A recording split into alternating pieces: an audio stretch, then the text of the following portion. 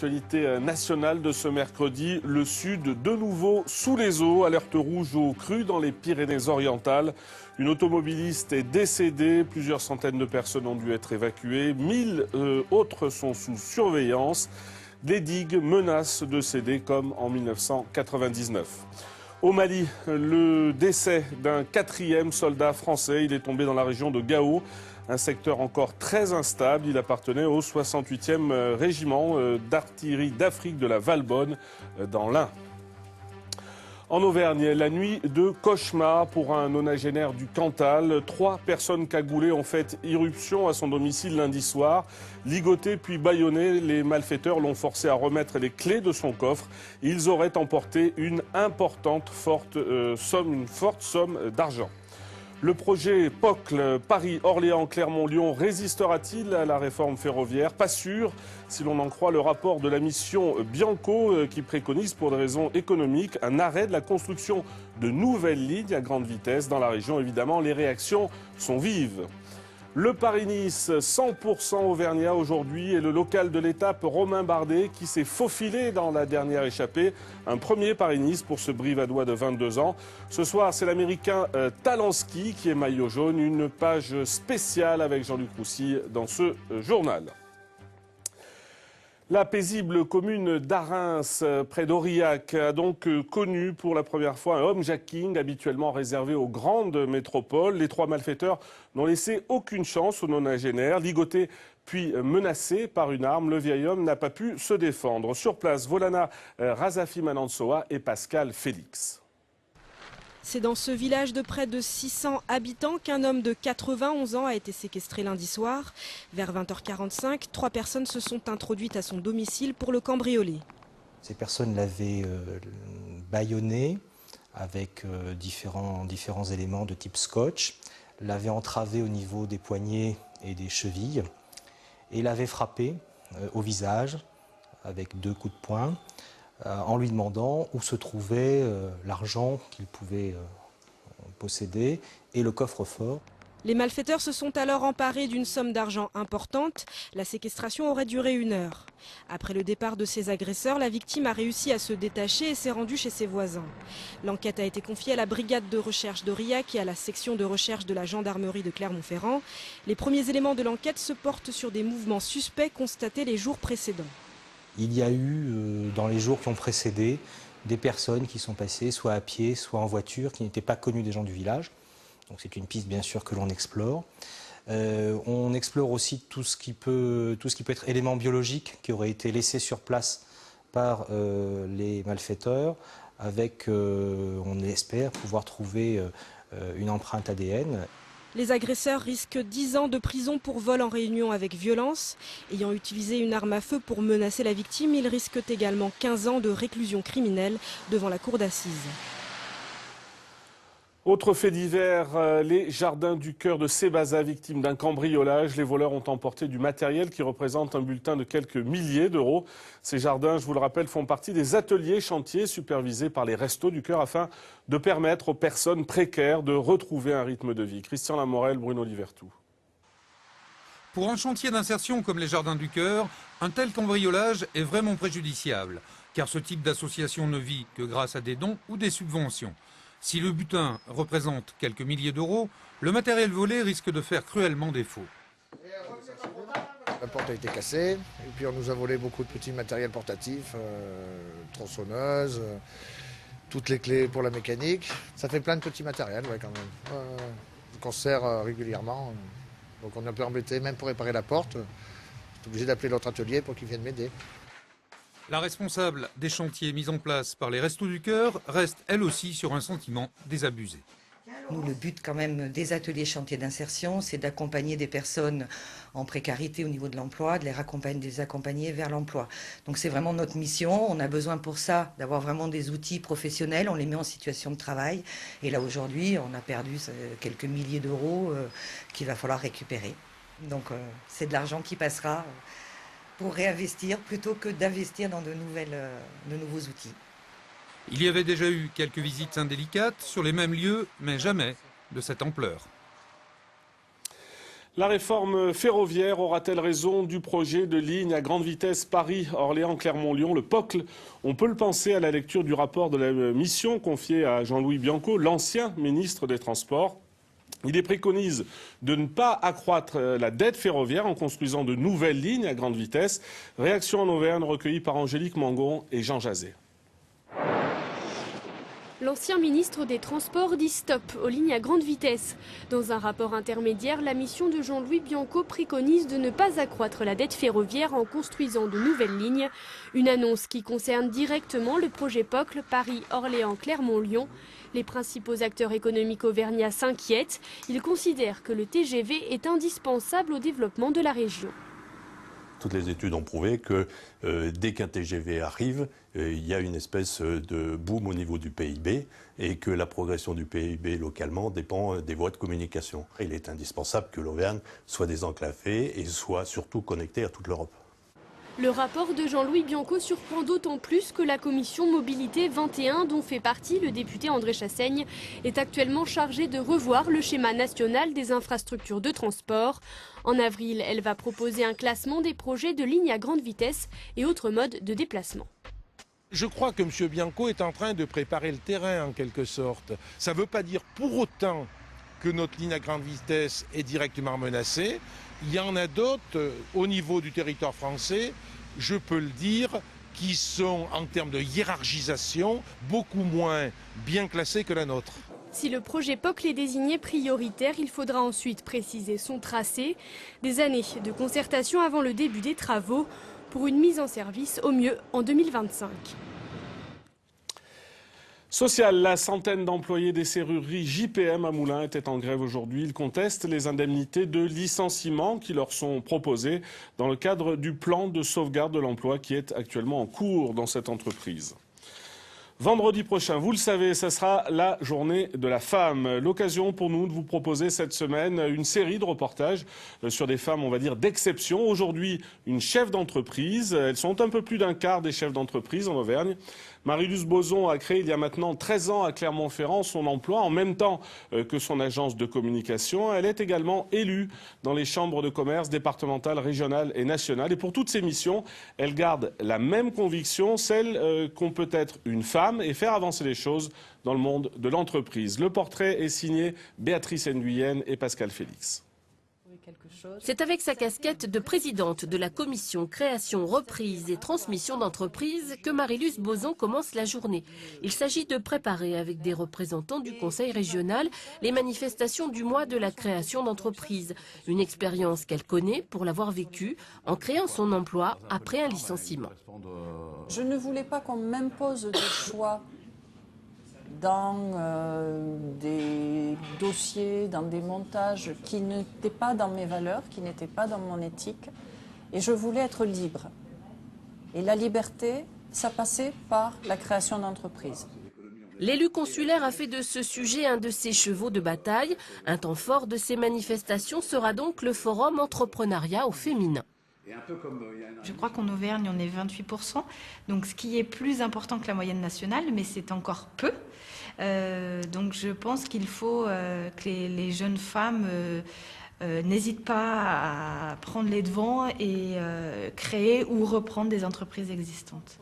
Convaincre, transmettre, aider, c'est avec ces objectifs que Marie-Luce Boson assume ses mandats sans complexe dans un milieu majoritairement masculin. Sur 60 élus à la CCI d'Auvergne, 9 sont des femmes. Celle du Puy-de-Dôme en compte seulement 6. Elles ont plus à se battre puisqu'elles sont d'une part moins nombreuses et que peut-être historiquement, en tout cas dans les chambres de commerce, leur voix porte un peu moins. Mais nous avons aujourd'hui des femmes qui ont une véritable réussite professionnelle et qui sont reconnues par leur père incontestablement pour pouvoir porter cette voix des femmes chefs d'entreprise. À partir du moment où on travaille, qu'on croit dans son dossier, qu'on fait ce qu'il faut pour, il n'y a pas plus de difficulté à être un homme qu'une femme pour faire avancer les choses. C'est juste qu'est-ce qu'on fait, comment on le met en œuvre et comment on le défend. Vous l'avez vu accrocher ? Fini la réunion, c'est la chef d'entreprise que nous retrouvons à l'ASM. Elle vient superviser l'installation d'un tableau dans les locaux du stade Michelin.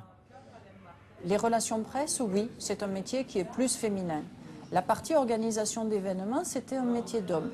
Et lorsque je me retrouvais face à des des techniciens, des installateurs à qui je devais par exemple expliquer que mon chapiteau il devait être raccordé en 380 volts et qu'il me fallait tant d'ampères et tant de kilowatts, souvent on me regardait avec un œil un petit peu décalé.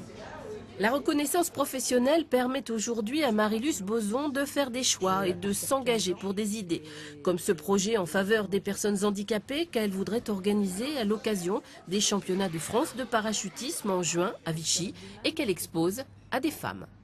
L'idée était de faire partager, de faire échanger des organismes et des entités différentes.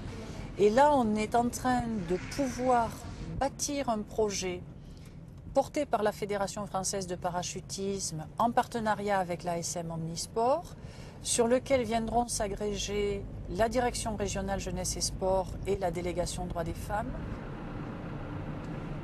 Moi, je ne me pose jamais la question de femme ou pas femme. Ce qui compte, à mes yeux, et qui a toujours été l'élément fédérant, c'est la qualité du travail. La création d'entreprise, c'est pas 35 heures par semaine. C'est pas possible. Surtout quand on démarre et que, comme moi, on est tout seul pendant de nombreuses années. Donc, ça peut pas. Oui, ça impacte. Aujourd'hui, Phébus, c'est entre 60 et 70 heures par semaine.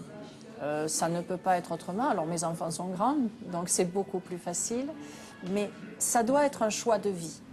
Ce choix de vie, Marie-Luce Boson tient à le défendre. Son militantisme à elle, c'est son travail d'élu au service du développement économique du territoire. C'est d'accueillir de jeunes stagiaires pour le plaisir de transmettre. C'est enfin de partager son expérience pour encourager les femmes à franchir les portes du monde de l'entreprise. Elles ont de la créativité, elles ont l'envie, elles ont le potentiel en elles. Mais souvent, elles n'osent pas, elles se brident. Alors, elles se brident par démarche culturelle, elles se brident à cause de la famille. D'abord leur dire qu'elles peuvent oser, qu'elles peuvent tenter, qu'elles ont tout le potentiel en elles. Voilà, c'est au Sénat aujourd'hui que la promotion 2012 du concours Un des meilleurs apprentis de France a été récompensée. Elle comporte 288 lauréats sélectionnés sur l'ensemble du territoire par des jurys régionaux, pilotés entre autres par les meilleurs ouvriers de France et associant les enseignants. Environ 90 métiers sont représentés, parmi eux celui de toiletteur canin. Et le Montluçonnais Raphaël Pénat a été distingué dans cette catégorie. Il est élu meilleur apprenti de France 2012. Nous l'écoutons. C'est un très beau titre que là je viens d'acquérir. Ça fait toujours plaisir, après ces 2 ans d'apprentissage, d'avoir un titre comme ça. Surtout venir au Sénat, c'est vraiment énorme. Actuellement, je suis salarié dans le salon de toilettage où j'ai fait mon apprentissage, donc voilà, c'est impeccable. Et par la suite, pourquoi pas ouvrir mon salon de toilettage. Allez, du cyclisme maintenant, et pas avec des apprentis. Les meilleurs sont sur le 71e Paris-Nice. Et parmi eux, le local de l'étape Romain Bardet, qui est sorti du peloton, vous allez le voir. Aujourd'hui, cette 3e étape de la course au soleil était sous la pluie, et puis surtout 100% auvergnate. Nous retrouvons à Brioude Jean-Luc Roussy, qui était cet après-midi sur la ligne d'arrivée. Un nouveau maillot jaune sur le podium de Brioude, Andrew Kalenski qui a remporté l'étape ici à Brioude, cette étape Châtel-Guyon. Brioude animé malgré les conditions météo difficiles, animé par un régional de l'étape, Romain Bardet, qui a été extraordinaire dans le final. Malheureusement, il lui a manqué quelques mètres pour remporter sa toute première étape sur le Paris-Nice chez les professionnels. Dès le départ à Châtel-Guyon, le ton est donné pour la journée. Les 170 km et demi direction Brioude vont être placés sous le signe de la pluie. Ça n'empêche pas 4 coureurs de tenter leur chance dès les tout premiers kilomètres. Alexis Vuillermoz, Martin Kaiser, Sébastien Minard et Mats Christensen s'échappent. Ils vont faire l'essentiel de cette étape aux avant-postes. Mais le peloton ne l'entend pas de cette oreille et à 22 km de l'arrivée, le groupe se fait rattraper. C'est le moment que choisit Romain Bardet pour tenter sa chance une première fois aux côtés d'un coureur de chez Astana. Romain Bardet, le régional de l'étape qui se serait bien vu arriver première à Brioude chez lui, mais l'Escaille ne le laisse pas filer. Finalement, c'est la grande difficulté du jour, la côte de Mauvagnard qui va faire le tri. D'abord, dans la montée, le maillot jaune Elia Viviani se fait décrocher à 18 km de l'arrivée. Et puis, dans la descente, les coureurs prennent des risques pour tenter de prendre l'ascendant. Trop, parfois, à l'image de Kirienka qui chute pour un virage trop optimiste. Arrivés en bas, ils ne sont plus que 7 à l'avant, 7 hommes dont Romain Bardet qui vont jouer la victoire au sprint. Et à ce petit jeu, c'est Andrew Talonski du team Garmin qui est le plus fort. Il remporte l'étape et endosse du même coup le maillot jaune. Romain Bardet finit 6e. Avec Romain Bardet, évidemment, l'homme du jour, hein, le coureur du jour. Vous y avez cru jusqu'au bout, Romain, à cette victoire d'étape, forcément, hein. Oui, jusqu'au bout, jusqu'à 50 mètres de la ligne.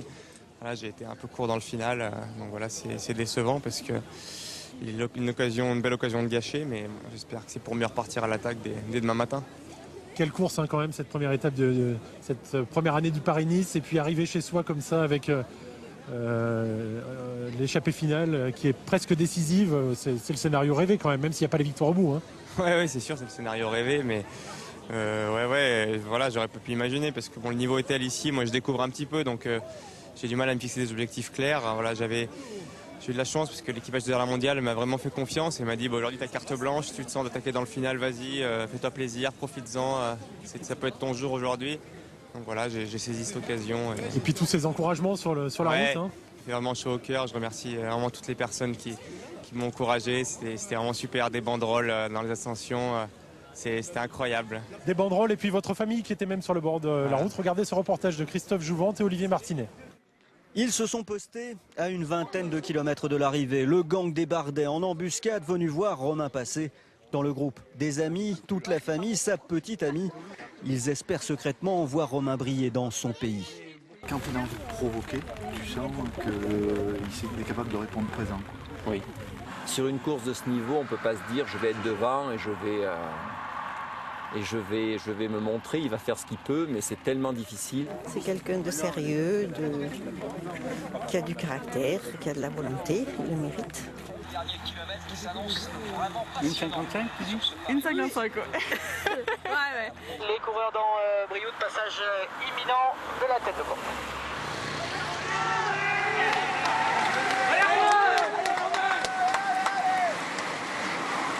On l'a pas vu? Ah non, on l'a pas vu. Peut-être qu'on va le voir. Avec 4 hommes en tête. 1, 2, 3, 4 morts en tête. Et parmi ceux-là, donc, Romain Bardet. 17 secondes d'écart, c'est cuit. Raté Madame Bardet, Romain va jouer la victoire au sprint, il finit 6e. Allez Romain!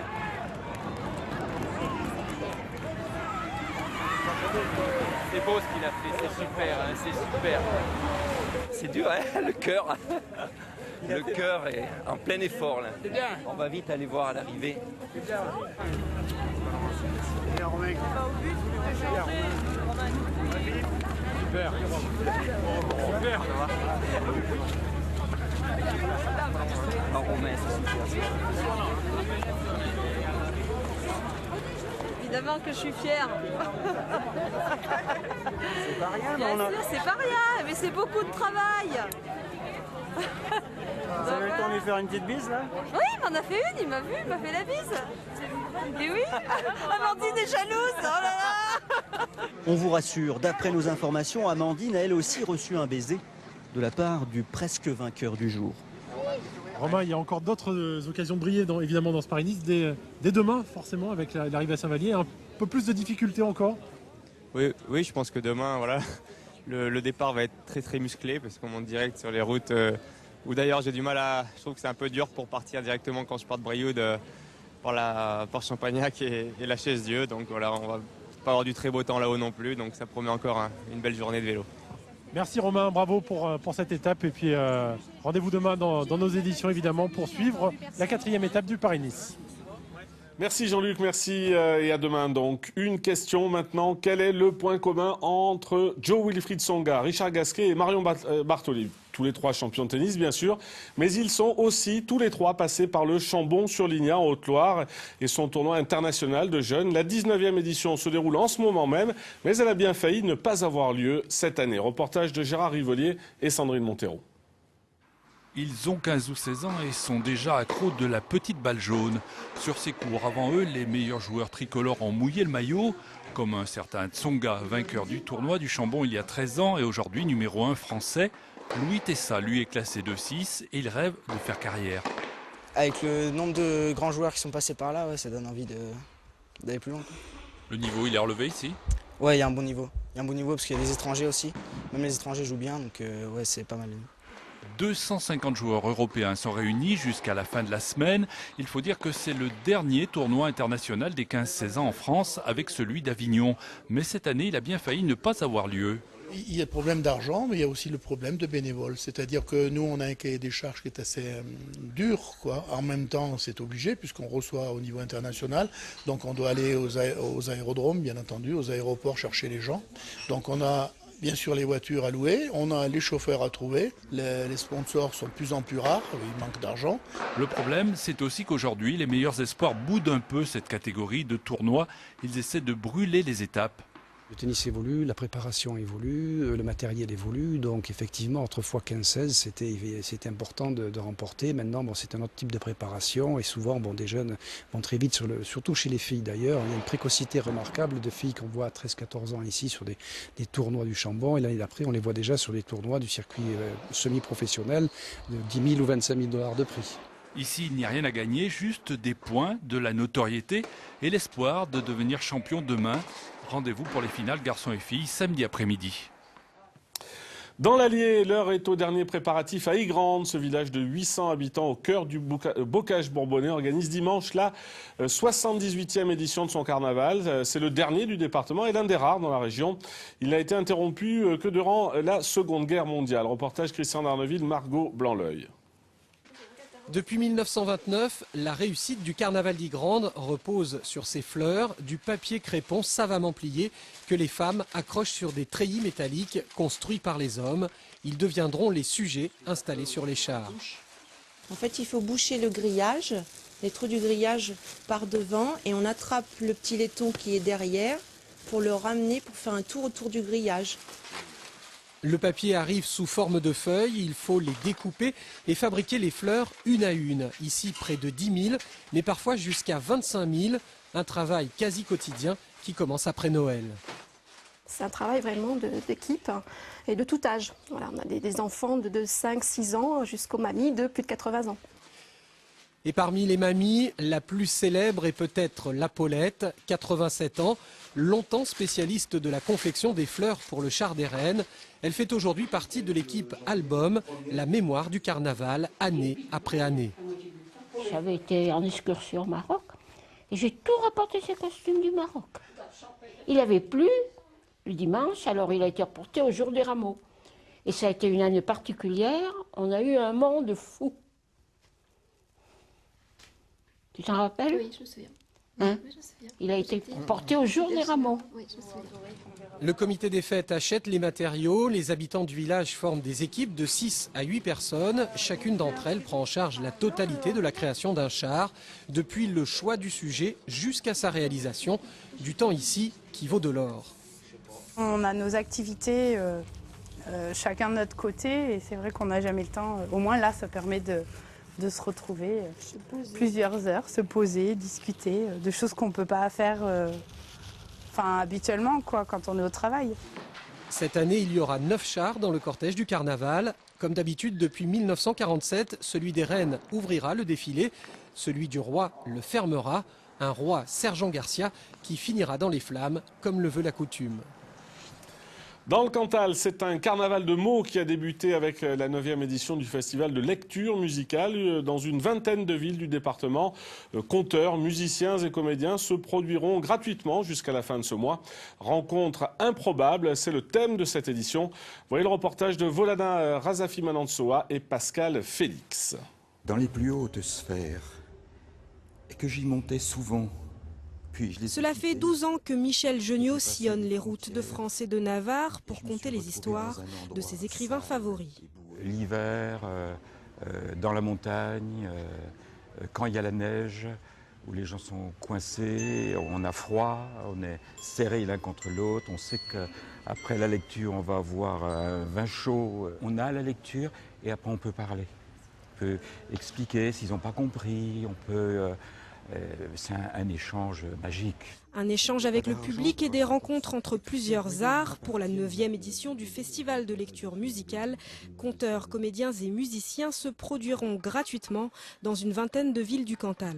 On avait envie de proposer une forme de lecture dans les bibliothèques qui aussi puisse avoir des entrées de théâtre et des entrées de musique pour sensibiliser, avoir un petit peu l'esprit d'aventure et de créer d'autres activités vivantes à l'intérieur des bibliothèques. Des spectacles en bibliothèque, mais aussi dans un château, une crypte ou encore une prison.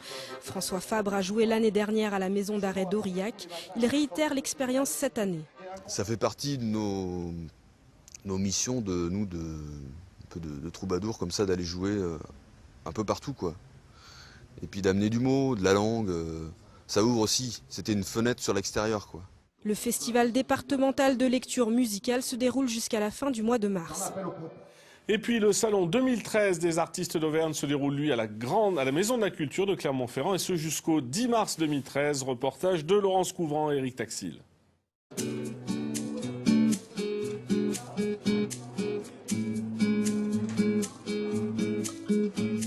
Des toiles semi-figuratives qui évoquent les pointus du sud de la France ou Venise, dans une palette de couleurs contrastées. Jean-Louis Ponferrada est l'invité d'honneur du Salon des artistes d'Auvergne. Le peintre venu de l'Hérault présente une vingtaine de toiles. Il conjugue la maîtrise de la perspective avec l'éclairage, la luminosité et l'équilibre chromatique. Et ça, c'est vraiment... C'est pas surprenant, je veux dire, mais si, c'est étonnant quand même pour quelqu'un qui a travaillé seul et qui s'est fait lui-même. À côté des œuvres de l'artiste, l'association présente une sélection de 80 peintures ou sculptures réalisées par une partie de ses membres. Beaucoup se sont lancés une fois venu l'âge de la retraite, comme André, qui présente cette année le modelage d'un couple. C'est le contact de la terre, essayer de s'améliorer au fil du temps, de faire des choses de plus en plus complexes si possible, chercher un petit peu de thème d'une année sur l'autre. Luz, elle, aime la couleur. Elle a rejoint l'association il y a 5 ans. J'aime bien voir les réactions à mon travail, la façon dont les gens l'appréhendent, si ce que j'ai voulu dire est compris ou s'il y a d'autres choses qui arrivent à l'occasion de la vision du travail. Acrylique ou aquarelle,